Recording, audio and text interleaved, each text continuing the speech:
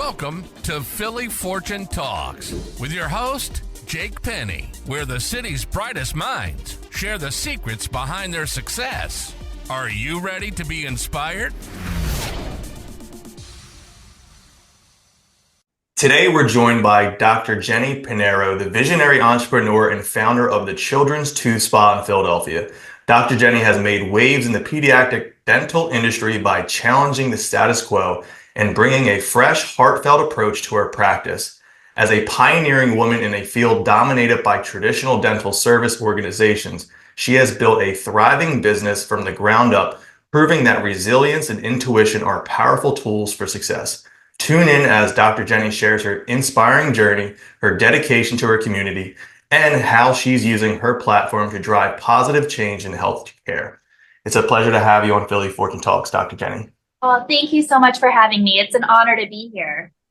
So as founder of a unique pediatric dental practice, what were some of the unexpected challenges you faced starting the Children's Tooth Spa, and how did you overcome them? I think the challenges were in the beginning, to be honest, was definitely finances, staffing, and limited resources. So I worked for a DSO company, or a company that was owned by a DSO, and resources were unlimited. And as an employee, it's a very different mindset than being an owner. So resources wasn't something that I ever was concerned about. So when opening a practice, that's something that really came to focus, because it's like, oh, I need this, but now I'm the one that needs to be taking care of that bill. So it's, and then also like recruiting, staffing, getting the right people to, filtering out the good employees the first year to make sure that your brand is being, represented in the way you want it to. Got it. Yeah. I should have asked you first, like, how did you get on this journey? And, what was like the epiphany or the aha moment that said like, hey, I want to go out on my own and make a change? I think that it wasn't a sudden change. It was definitely something that took some time. When the pandemic hit, that definitely gave me an effect on, okay, maybe I need to start doing things differently, because when I was working for a corporate company, I was driving 88 miles one way to get to Allentown. And that really took a toll on my schedule, my quality of life. And then I also had a child, my first child, my first boy. So after that, I realized I need to do something different. Yeah. So you're based out of Philadelphia now? Is that where your practice is? So my practice now is 700 feet away from my Philadelphia house. So Oh, nice. one direction to 700 feet. So it's definitely a change in quality of life. For sure. So dental service organizations, like you said, DSOs, dominate much of the field today. How do you stay competitive and unique as an independent practice owner in this environment? I think that humanizing what we do and not allowing the business in the office to look at patients as a number, really, really important. I think leading with heart, putting a lot of heart into what we do, and making sure that we're mindful with every decision we make, really trickles down to the staff. And I think it trickles down in the way the staff treats every patient that comes in. Like, the goal is to make them feel like they matter. And so I'm like, no matter what happens, no matter what they do, how whatever style they make it for themselves, right? How they do their service for that patient is to make sure that they feel like they matter. So I think having that intention and knowing that that's the intention in your mind whenever you go in and do your work, I think that makes a huge difference, because it shows parents that we care. Absolutely. It's funny that you said leading with heart. I don't know if you know the individual, but in Philadelphia, Sky Michaels, he has a coaching program called Leading with Heart. And it's based on coming from, like, if you're in business or high achiever, high professional, leading with heart with your service first, than worrying about like profits or anything like that. Because when you value people and put them above profits, at the end of the day, you will make profits, because without people, you don't have any revenue or nothing. So putting them first in any organization is key. Yeah, I love that. I love that. And you're absolutely right, because the way I tell like my staff is, listen, I'm not your boss. Like I might have hired you and I might pay you, but I am not your boss. Our boss, every client that walks in that door, they Yep.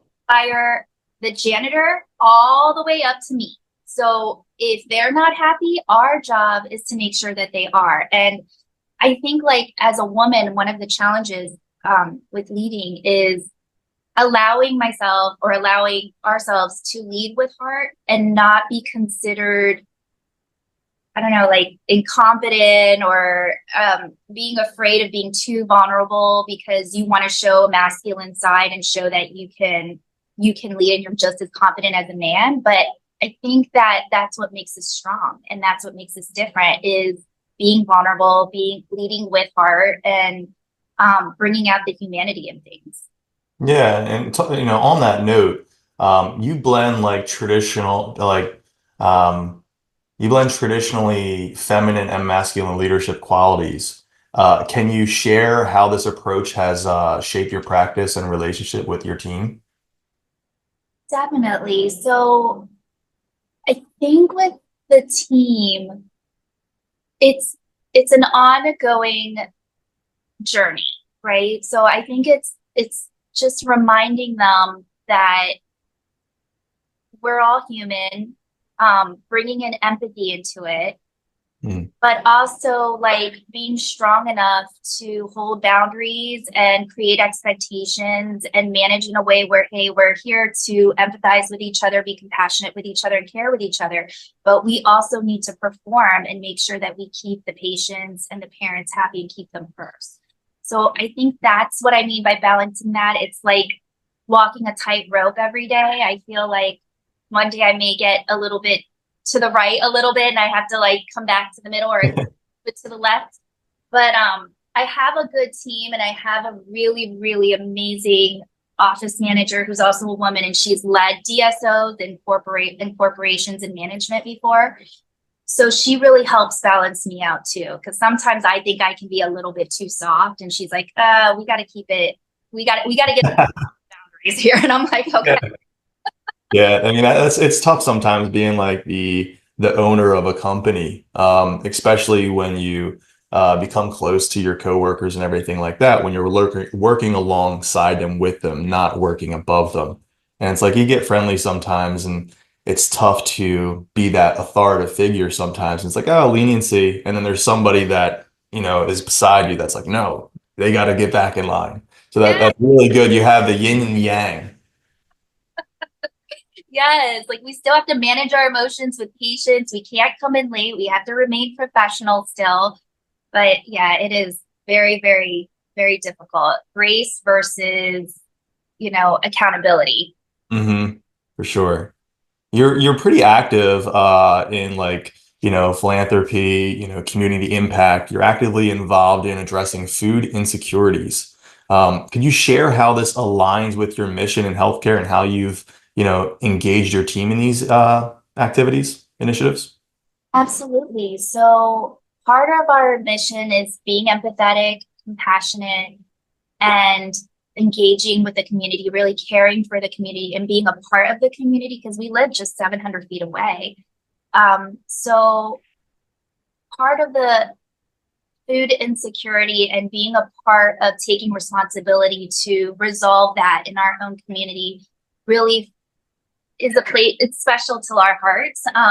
That mission. We just started doing a food drop off at the community fridge on October 21st, a couple weeks back. And we partnered with 3J's right downstairs. They're a food market. They're amazing. We love them. And what we've done is we've partnered with a nutritionist to help us figure out a limited menu that will give food. Like if you're food insecure, what foods would be most impactful in giving kids nutrition if they didn't have access to food. So we've been dropping it off every week at the community fridge, but It's interesting. I noticed when we dropped it off that it may not have been impacting the children and families that we wanted it to. And they may not have been getting that food the way we wanted it to. So we in addition to the community fridge, we started dropping off food at DARE. It's like a public school right across the street, and doing 30 bags for them. So every 15 teachers are going to be selecting 2 students that they think would benefit from receiving this food, especially over the weekend when they may not have so much access to food. So we're doing that every week. We donated a fridge to the school, and we're going to be doing that hopefully consistently even after the 10 weeks. But to answer your question, it falls in line with our mission, because our mission is that how are we different, right? What makes us different than the rest of the industry? And I think what makes us different is that we lead from the heart and we care deeply. And this mission and really focusing on the food insecure children in our own community is really taking on that compassion and empathy and responsibility for taking care and caring deeply for our community. Yeah, that's awesome. When I used to travel into the city, I used to go to a gym at 4 a.m. on 12th Street. It's called 12th Street Gym before it got turned into like I think Co-op Living or something like that. Instead of doing cardio in the gym, I'd fill up my backpack with a bunch of brown paper bags, about 80 brown paper bags in a backpack. And then instead of doing cardio in the gym, I would run Center City and go to all the homeless people and give them brown paper bag like breakfast or lunch or whatever. Then I did that every single day. So I like created this initiative called Feed Philadelphia, spelled with PHEED. And not knowing how to start a nonprofit, I was 20 years old. I didn't know it cost a lot of money to start a nonprofit. But I just did it out of my own heart, my own joy. And yeah, that was awesome. One of my goals is to definitely feed like 1 million people a year, like Tony Robbins does or something like that. And it's really cool, and eventually get into like bringing Thanksgiving and like Christmas and just giving back, because there's a lot of unfortunate people out there that need that. Yeah, absolutely. Absolutely. I love that. Many self-employed professionals, tend to think about securing their financial future over time. Do you have any thoughts on strategies of creating passive income or active income, or long-term investments outside of dental? Outside of dental, I think I've been so focused on the dental part that me and my husband haven't really talked too much outside of dental, just because this takes so much energy. But Sure.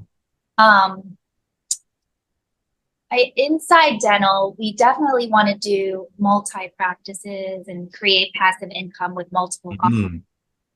And eventually, our focus is really to focus on the underserved children in the area. So figuring out which demographic needs it the most, and then creating offices in that area and opportunities for, staffing to create jobs for them, as well as doctors.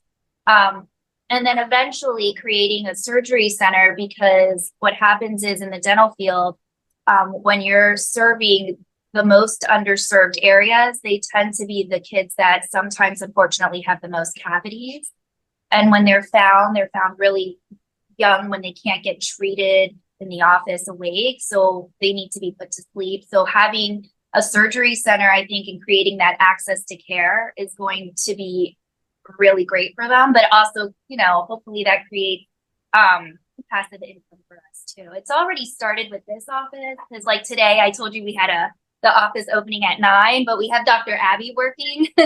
So we do have a couple doctors working for us now, and we're opening an office in Chester, which is a very underserved area. It's going to probably open in March, and then Wow. Dr. will be working this office, and they're wonderful. They're really great doctors. So Yeah, that's awesome. Our company does a lot of business in Chester. We're a big initiative, changing the landscape down there through redevelopment and everything like that. So I'd love to hear more about that at a later note. But yeah, I mean, real quick, I don't know what it was called, but my parents, when I was super young, got my teeth sealed. So I never even had a cavity before. What is that called? A what? I had my teeth sealed when I was a kid. Uh, Oh, so good. I people get cavities. I'm like, how do you get cavities? Like I've never had one.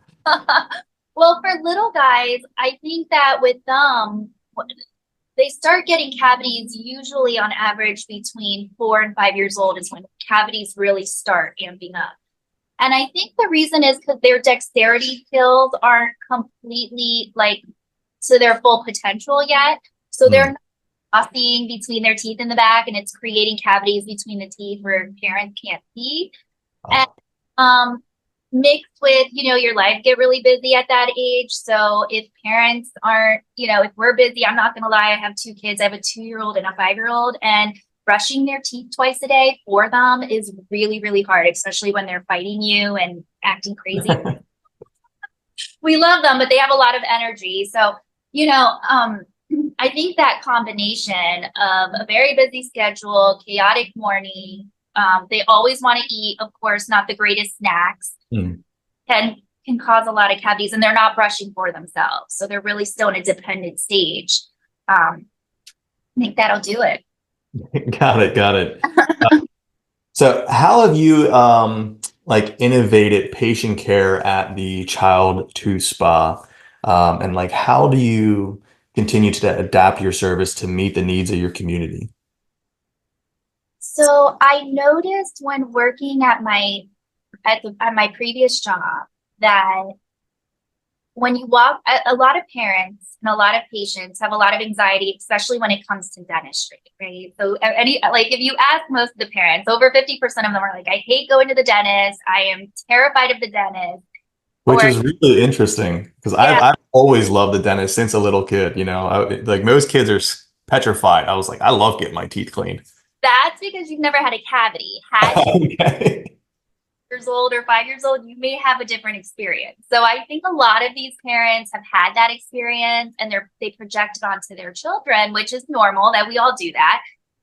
So what I wanted to do is, and I noticed that the dental office doesn't help alleviate or de-escalate that feeling of Mm, sometimes it actually adds to it because they're waiting a long time or, they're screaming or whatever it is. It's just adding to their anxiety. So I really wanted to focus on creating an atmosphere, an environment that uses all five of our senses to help calm with the intention of creating a calm environment, intention of making them feel calm. Because I noticed if the parents feel calm and they feel safe and at ease, it'll transfer to the kids. The parents are angry, upset, like anxious, like screaming at the kids are just going to get even more anxious and it's not going to right. end with a good experience. So I think a lot of the difference is creating that atmosphere and again, intentionally creating a caring atmosphere where they feel safe and they feel cared for. And I think that makes a difference. And there's little like special tricks we do, like giving them a warm hand towel that has lavender in it. Or when they walk into the office, you know how sometimes it can smell like a dental office or Yep. have certain smells. You'll walk in and you'll smell lavender. Like it'll feel like like lavender just like smacked you in the face, things like we have waterfalls, we have like La Colombe coffee. We're just very intentional in creating like a comfortable environment. Yeah, and that's why it's called the tooth spa, not dental or dentist or something like that. I was thinking that as well. It's like, that's a really good, great idea because, majority of parents bring their kids into a dentist office and kids hate the dentist. And they're just like force feeding them to get it done as fast as possible. And it's just a traumatizing experience. So I love, like, immediately it came to my head, like, oh, give them a warm compressed towel with lavender. Okay, if you have aromatherapy, throw lavender in it, or put white noise like waterfalls or rainforests or something like that, or different lightings to make it a well-rounded experience, kind of like a dentist meditation or something like that.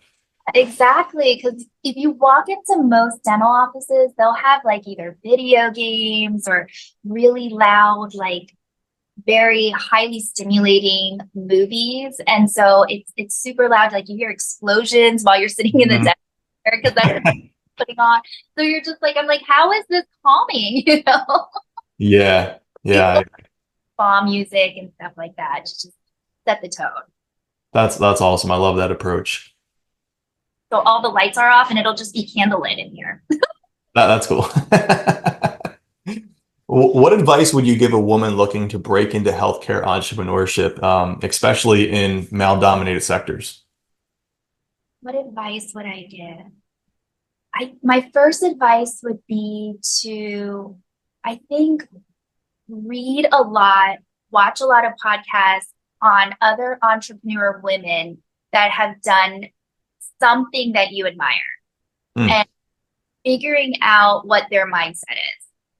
So I do take a lot of advice from people, but I'm very selective on the people I take advice from, because if they didn't do what I with what I want to do, then it may be good advice, but it just may not fit me. You know what I mean? And what the journey I'm taking at this moment. So I would just advise them to choose their mentors well and read inspirational and watch inspirational feedback or information that's going to really help them grow and help them blossom into the path they want to go into.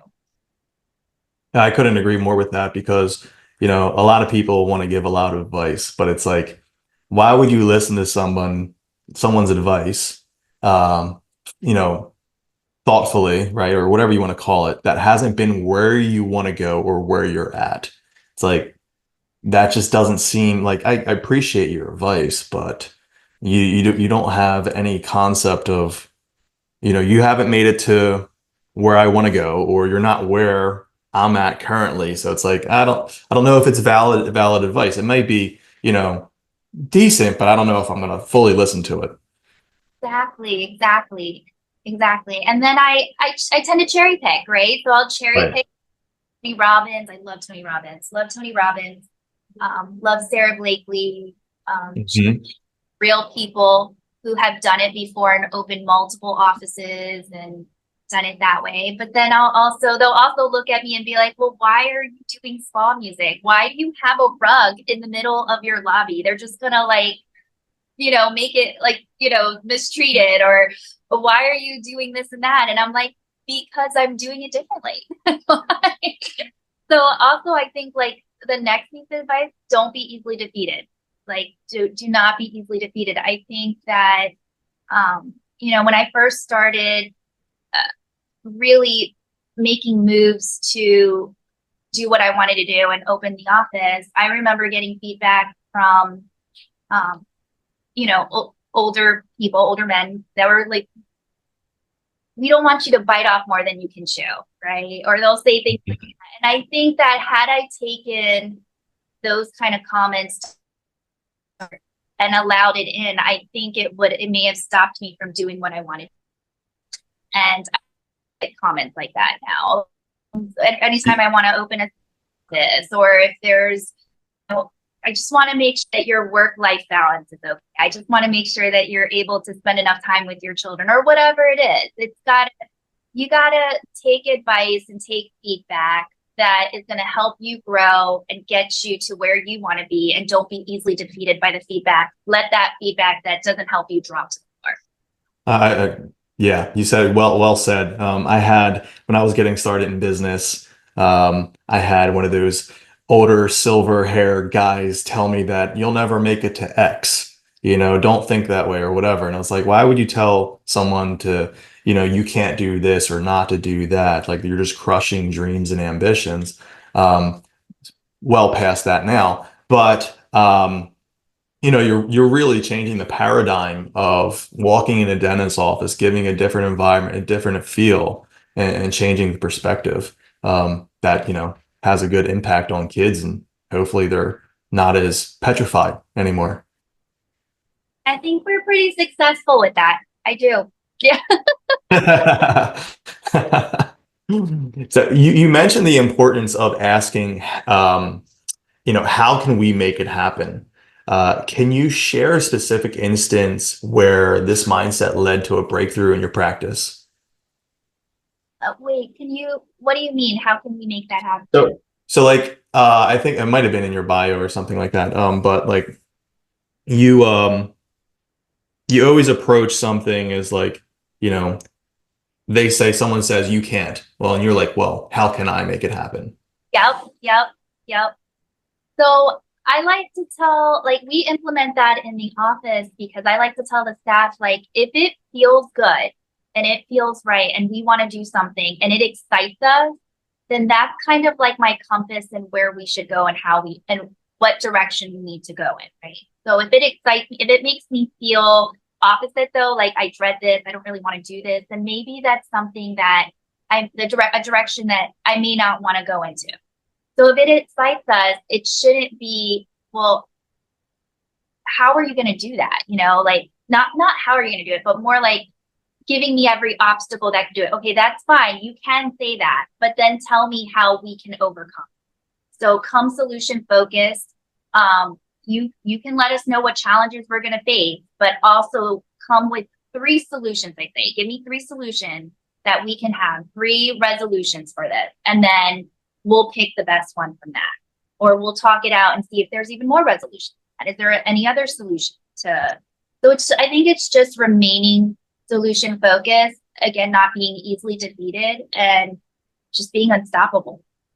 Yeah, we always, I think it's like, by the time we're like 6 years old or 8 years old, we've heard the word no or I can't like 5,000 times. And it's like, well, instead of no or I can't, it's like, how can we? How can I?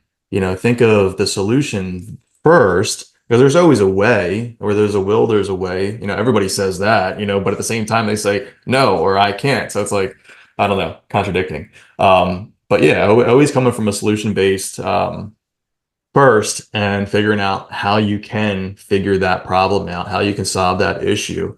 And it's not like it's an issue or it's a problem. It's like it's an opportunity. It's, a privilege to be able to solve something or have a problem, looking at it from a different perspective. And even if like we can't do it right now, let's say, I always like to think of it as to add to what you were saying is it's a detour. Maybe it's a detour to an opportunity or a better solution that we're just not seeing right now. So what other solutions do you think may come up in the future? Like, it's just always trying to remain positive as much as possible. But you know how it is. And being an entrepreneur, that can be hard, but trying to do that, I think helps. Absolutely. So what's next for the Children's 2 Spa? And are there any exciting new initiative or expansions on the horizon?